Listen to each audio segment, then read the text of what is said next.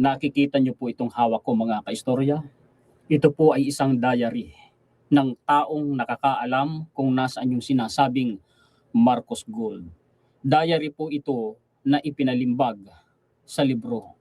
Yung taong nagsulat ng diary na ito mga kaistorya ang pinakatapat na tauhan ng late President Marcos Sr. Masasabi ko na siya rin po yung pinakamatatag, pinakatapat na loyalista. Matatawag ko siya na the last standing loyalist dahil mga kaistorya na natili po siya na nasa tabi ng dating presidente hanggang siya po ay bawian ng buhay o hanggang sa kanyang huling hininga. Ipinalimbag po ito sa libro ng anak na babae niya, mga kaistorya. Ang title po nito, Ferdinand E. Marcos, Malacanang Tumakiki, Arturo C. Arwiza. Si Colonel Arturo Arwiza, mga kaistorya, ay ang aide-camp or confidant ng Pangulong Marcos Sr.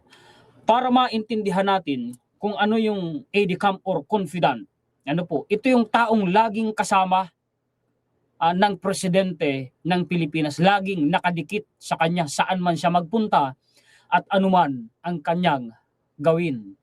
May babasahin ako sa inyong kaunting impormasyon kung ano ang AD-Camp. Ano ho?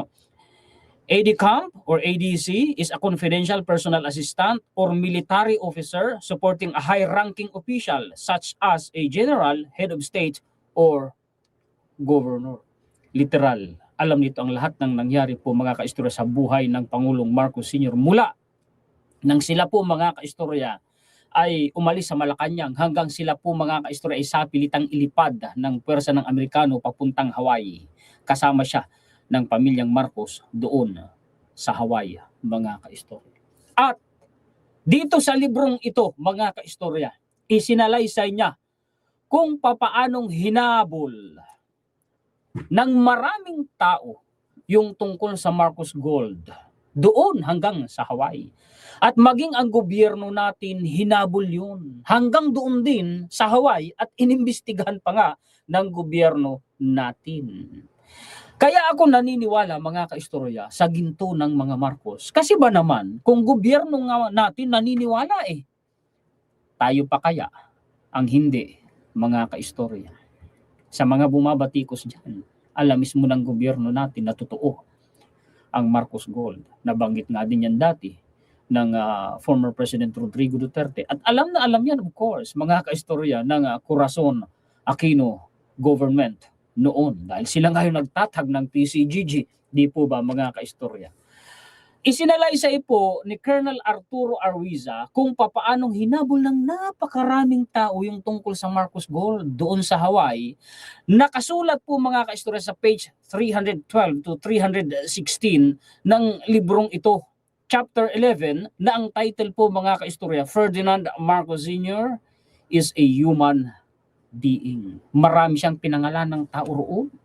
Ang totoo may mga Amerikano pa nga mga kaistorya. Para lamang magsalita siya, para lamang ituro niya kung nasaan yung Marcos Gold, para lamang sabihin niya kung ano yung nalalaman niya tungkol sa Marcos Gold.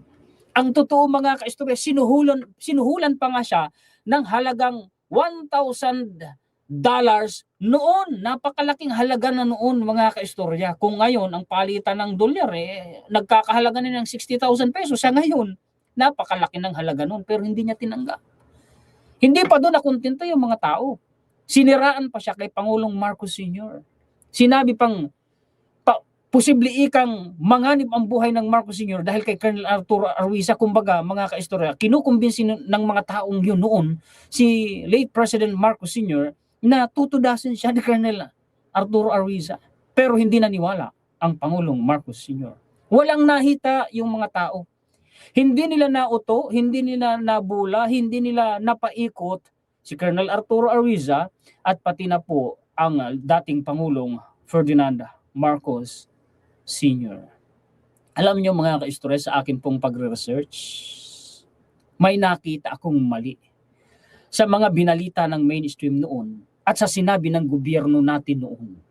At yung mga nakita kong yun na mali, ang dahilan kung bakit masasabi ko mga kaistorya na ang pera at mga ginto ng pamilyang Marcos ay hindi galing sa gobyerno natin.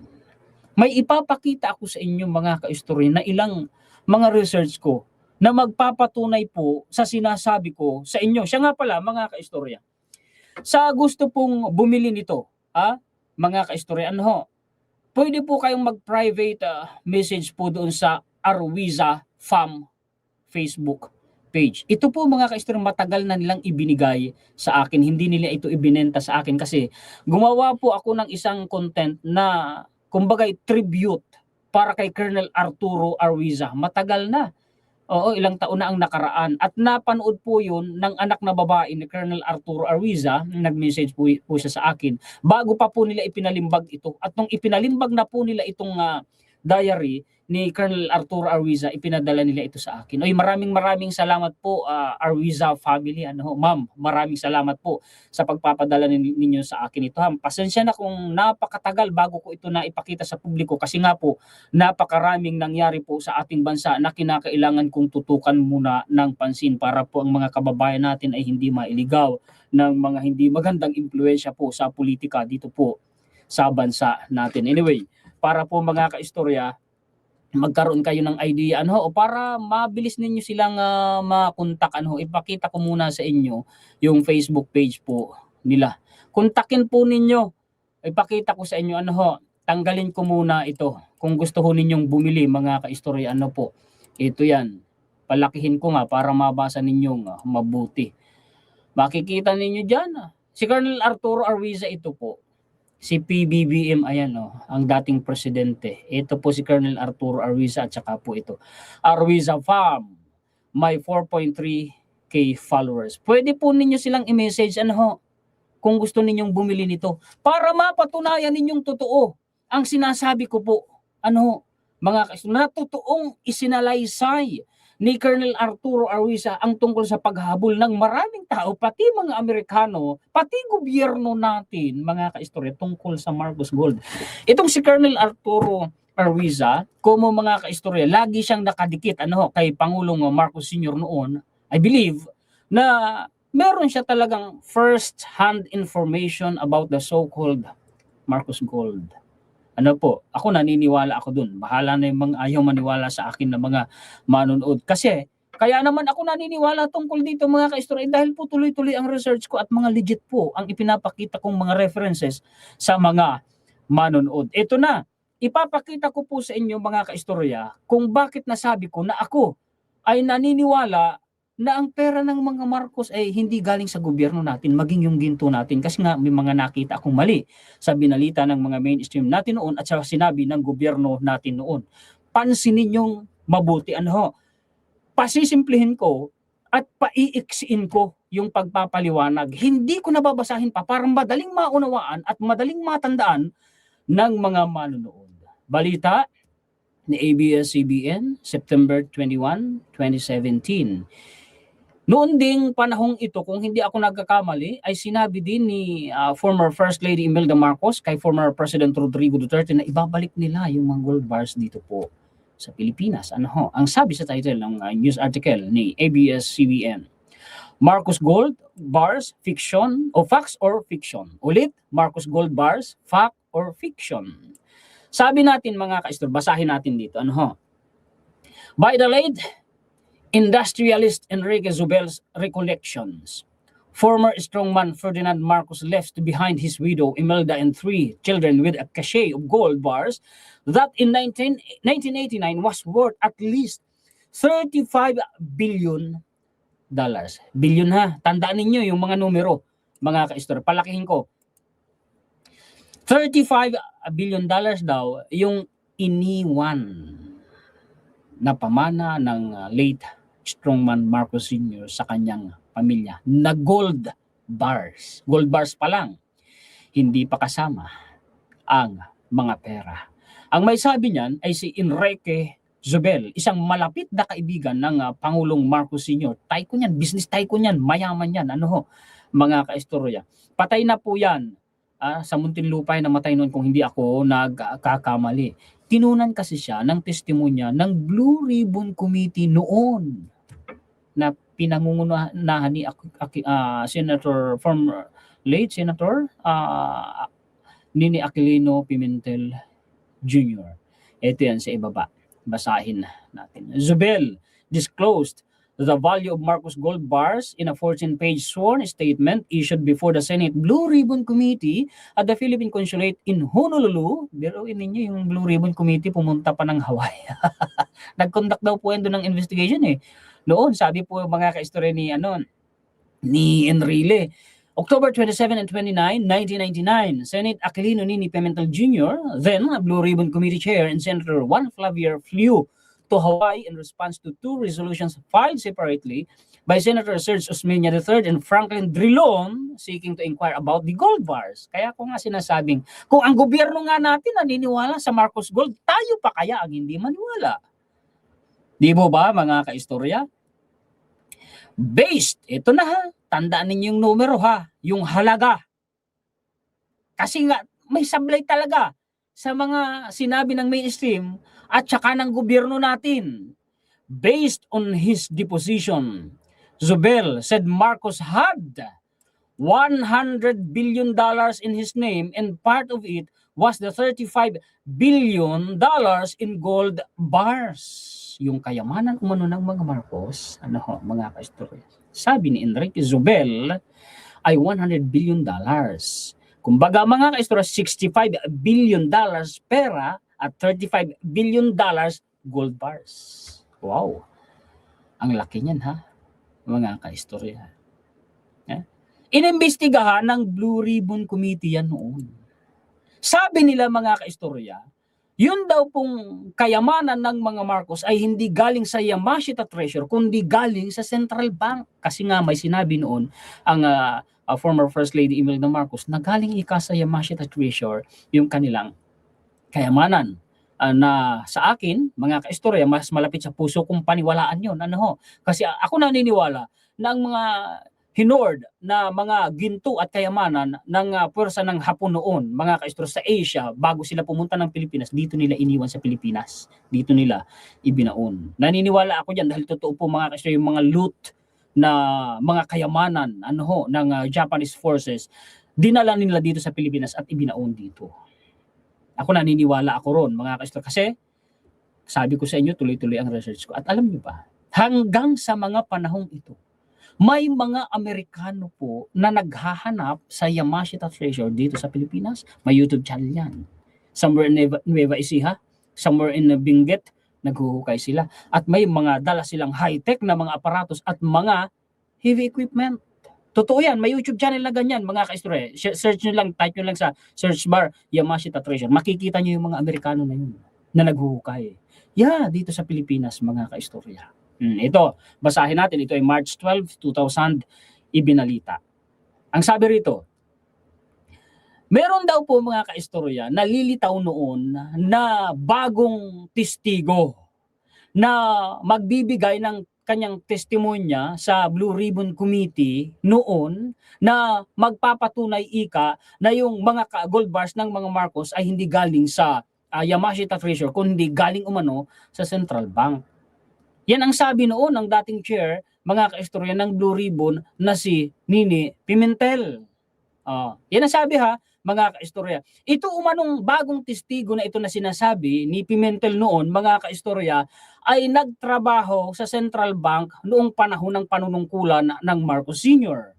Medyo pinapasimple ko na lang at pinapadali yung paliwanag, mga kaistorya. Ang sabi pa rito, mga kaistorya, ito daw po mga kaistorya, he knew what happened to that Central Bank gold. Alam daw nitong taong ito kung ano ang nangyari doon sa mga ginto sa Central Bank. Sinasabi umano ng taong ito, inulit, na yung mga ginto ng mga Marcos hindi galing sa Yamashita Treasure, kundi galing nga daw po mga kaistorya sa Central Bank. Ito nagtrabaho lang umano dati ito, malamang empleyado sa Central Bank, pero hindi nila pinangalanan. Sabi ng gobyerno natin noon, sabi rin sa mga balita ng mainstream, mga kaistorya, ninakaw ng mga Marcos sa Central Bank yung mga ginto nila. Ang problema ito, mismong governor noon ng Bangko Sentral sinabi na wala naman daw pong nabawas o walang nawala na ginto sa Bangko Sentral. Governor mismo ng Bangko Sentral ang may sabi niyan. Hindi yung anonymous na witness ni Pimentel na hindi naman pinangalanan. O sinong mas paniniwalaan natin sa part na yan? Di po ba, mga kaistorya? Diyan pa lang, may mali na.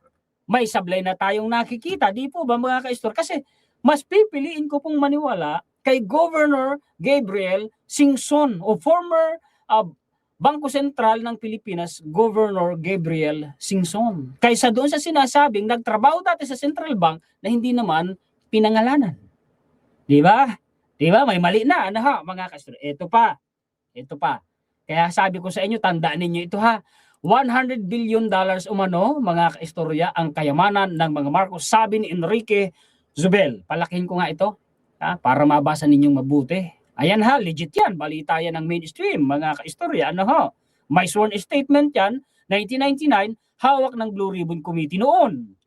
Legit yan. Hindi natin pwedeng sabihin yan ay fake news. Ano ho, mga kaistorya? Ito, ang utang ng Pilipinas noon, sabi ng Ibon Foundation noong 1986, panahong bumaba na sa pwesto ang Marcos Sr., ay nagkakahalaga lamang ng 470 billion pesos. Na kung i-convert mo yan sa dollar, kung ang palitan ng dollar noon, kung hindi ako nagkakamali, between 21 and 22 pesos per dollar. Nagkakahalaga lamang yan ng 22 to 23 billion dollars. Imagine niyo. Sige, doon na tayo sa 23 billion dollars. Kasi peso dito, kinonvert natin sa dollar base sa palitan ng peso kontra dolyar noong panahong 1986. 23 billion dollars. Lakihan pa natin. Gawin natin 25 billion dollars ang utang noon ng Pilipinas panahong bumaba na ang Marcos Sr. sa pwesto. Ang pera pala ng mga Marcos, 100 billion dollars, mas malaki pang higit 4 na doble kaysa sa utang ng gobyerno natin noon. Kaya nga may mali sa sinasabi ng gobyerno natin noon at saka ng mainstream. Mas malaki pa pala ang pera, ang kayamanan ng mga Marcos kaysa sa utang ng gobyerno natin noon. Na kung tutuusin pala noong panahon yun, kayang bayaran ng mga Marcos ang utang ng gobyerno natin noon. Sige, dublihin pa natin yung utang. Pinalaki na nga natin kanina, 25 billion dollars. Dublihin natin, gawin natin 50 billion dollars. Kasi baka sabihin naman nila, naku Juan Historiador, yung 25 billion dollars mo, external debt lang yan. Meron tayong internal debt. O kaya nga, dinubli na natin, gawin na natin 50 billion dollars. Sige, 50 billion dollars. Ang pera nga, kayang mahanan nga ng mga Marcos, 100 billion dollars, sabi ni Enrique Zubel. Doble pa kaysa sa utang ng Pilipinas. Mas malaki pa ang pera umano ng Marcos Sr. kaysa sa pera ng gobyerno natin. Total debt na yun ng gobyerno natin. Dinoble na natin 50 billion dollars. Kaya pa paanong sasabihin na ninakaw ng mga Marcos ang kayamanan nila sa gobyerno natin? May mali May mali sa sinasabi, di ba, ng mga balita noon. Diba, ito Sabi nga, ang numero hindi nagsisinungaling Ayan mga kaistorya, numero ang pinakikita ko sa inyo. Pinasisimple ko na yung paliwanag, di po ba mga kaistorya? Diba? Dinagdagan pa, sabi ng dating governor ng Bangko Sentral noon, walang nawalang biginto o walang nabawas na ginto sa Bangko Sentral ng Pilipinas. Naku, sapat-sapat naman yata para maniwala tayo. Na hindi nakaw yung pera, yung kayamanan ng mga Marcos. Yun ang pinaniniwalaan ko. Kung mayroong hindi sa akin sasangayon, bahala kayo. Basta ako pinaniniwalaan ko yung produkto ng mga research ko na alam ko namang mga legit. Di po ba, mga kaistorya, mga legit yan, pinapakita ko sa inyo mga references. Dagdagan pa natin. 100 billion dollars. Baka mo? Abay, hindi lang yan. Maliit pa yan. Kasi kung ang magsasalita mismo ang dating First Lady Imelda Marcos, ito, sinong nakakatanda sa inyo ng interview ni Mel Tiangco kay Ma'am Imelda Marcos 12 years ago? Balita ng GMA yan ha. Ayan o. Ito po ay YouTube channel ng GMA News na ang title 24 oras, one-on-one interview ni Mel Tiangco kay dating unang ginang Imelda Marcos. Bakit nakayuko sila pareho? Kasi pumasok sila sa isang kwarto sa bahay ng mga Marcos sa San Juan. Pinakita kay Mel Tiangco yung bulto-bultong mga dokumento. Ebidensya ng mga Marcos nagpapatunay, mga kaistorya, na yung kayamanan nila ay legit na kanila at hindi galing sa nakaw. Bulto-bultong dokumento yon, mga kaistorya, na tinatawag na, sabi ni Ma'am Imelda Marcos, ay trial of the century. Nakayuko sila kasi pinakita ni Ma'am Imelda Marcos kay Mel Tiangco yung isang dokumento, bank document, na nagkakahalaga ng $240 billion. Mas malaki pa sa $100 billion kanina na binabanggit. $240 billion. Sabi ni Mel Tiangco kay Ma'am Imelda, Mrs. Marcos, you are rich beyond compare. Sabi ni Ma'am Imelda Marcos, no, this is not for me anymore. This is the reason why I want to survive. Sabi ni Mel Tiangco, tanong niya, are you willing to give this to Filipino people? Sabi ni Ma'am Imelda Marcos, not just to Filipino people, to the world. Kaya nitong i-survive umano ang mundo. $240 billion ba naman, mga kaistorya? Hindi lang yan. Meron pa akong ipapakita sa inyo. Itong nakikita ninyong ito, mga kaistorya, interview ito ni Simon Reeve kay former First Lady Imelda Marcos. Si Simon Reeve, mga kaistorya, ay host ng isang programa ng British Broadcasting Corporation or BBC, mainstream po ng UK.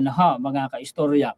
Ipinakita niya dyan ni Ma'am Imelda kay Simon Reeve yung isang bank document na nagkakahalaga ng $987 billion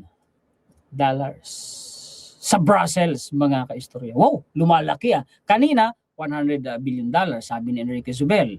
Tapos, interview kay Mel Tiangco, sabi $240 billion. Ngayon naman, $987 billion. Wow, palaki ng palaki.